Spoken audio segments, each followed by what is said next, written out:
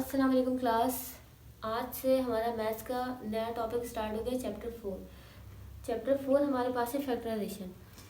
तो factorisation basically करता क्या है, फैक्टराइजेशन कॉम्प्लिकेटेड एक्सप्रेशन को रिड्यूस करके सिंपल एक्सप्रेशन में कन्वर्ट कर देता है। ठीक है, अगर हमारे पास कॉम्प्लिकेटेड एक्सप्रेशन है तो फैक्टराइजेशन क्या करेगा, उसे रिड्यूस कर देगा। किस में रिड्यूस करेगा?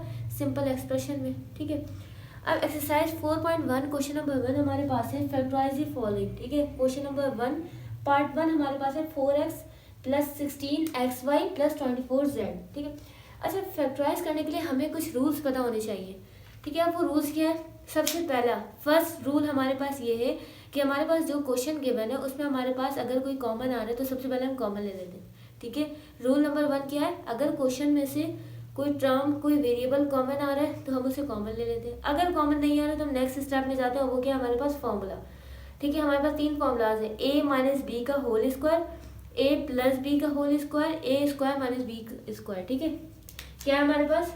a माइनस बी का होल स्क्वायर किसके इक्वल होता है? A square minus 2ab plus B square. ठीक है, उसके बाद दूसरा formula a plus B whole square है। ठीक है, और a प्लस बी का होल स्क्वायर किसके इक्वल होता है? A square plus 2ab plus B square.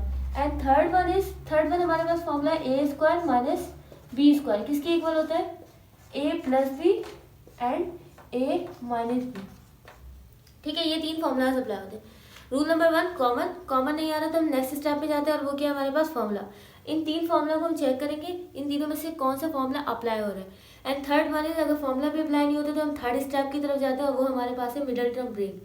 ठीक है, मिडल टर्म ब्रेक हम देखेंगे किस तरह से हम मिडल टर्म को हम ब्रेक करते हैं। ठीक है, तो सबसे पहले हमारे पास question number 1 part 1 4x plus 16xy plus 24z। Rule number 1 apply करेंगे। रूल नंबर 1 क्या हमारे पास? कॉमन।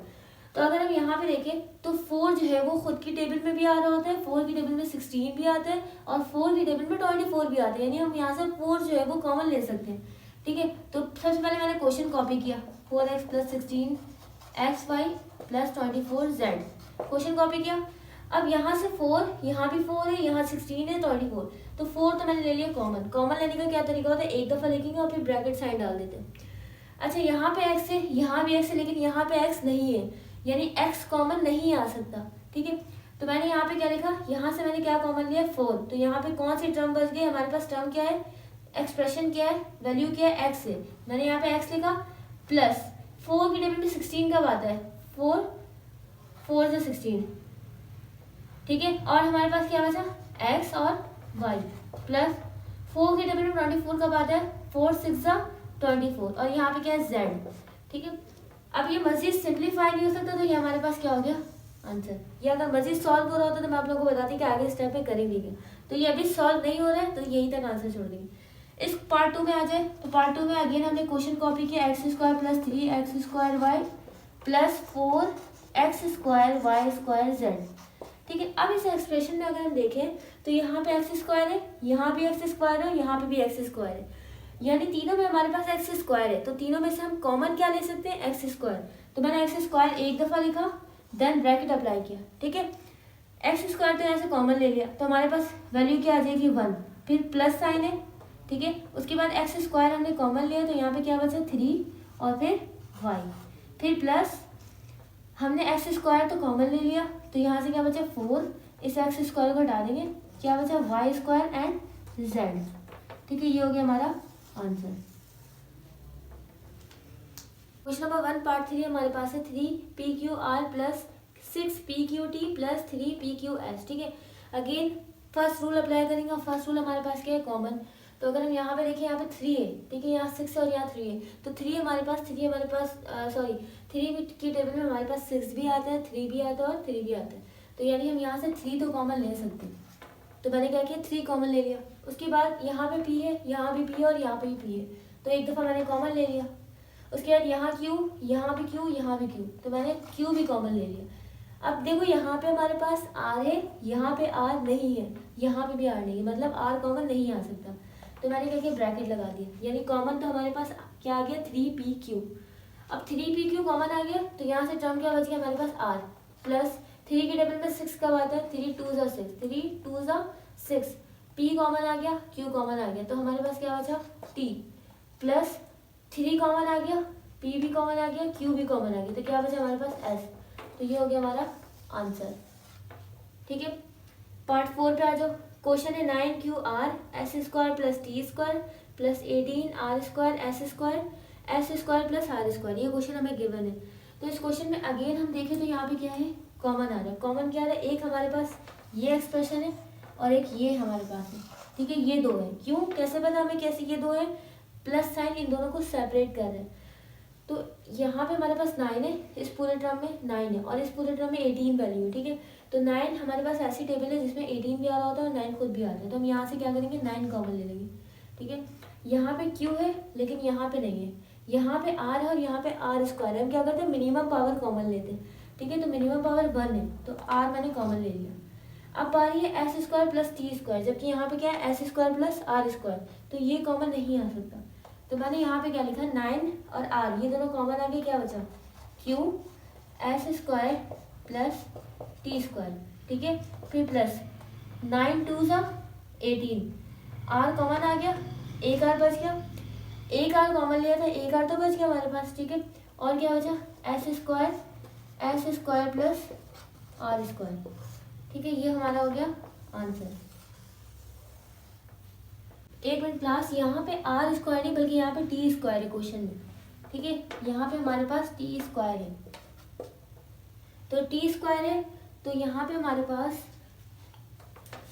कॉमन क्या आ जाएगा, यहाँ पे 9 क्यू भी कॉमन, सॉरी 9 आर कॉमन आ रहा है एक तो, और S square plus t square भी है, तो मैंने S square plus t square भी कॉमन ले लिया।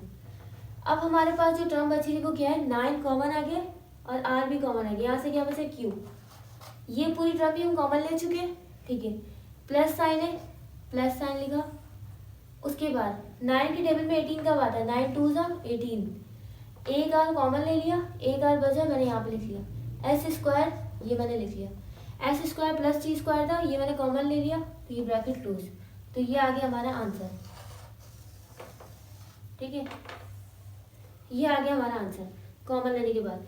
ये एक एक्सप्रेशन है और एक ये एक्सप्रेशन है। ठीक है, तो इस पूरे टर्म में अगर हम देखें तो 9 है, यहाँ पे 18 है। ठीक है, वैल्यू की बात करें तो यहाँ 9 है और यहाँ 18 है, तो 9 की टेबल में 18 भी आता है और 9 भी आता है, तो मैंने 9 कॉमन ले लिया।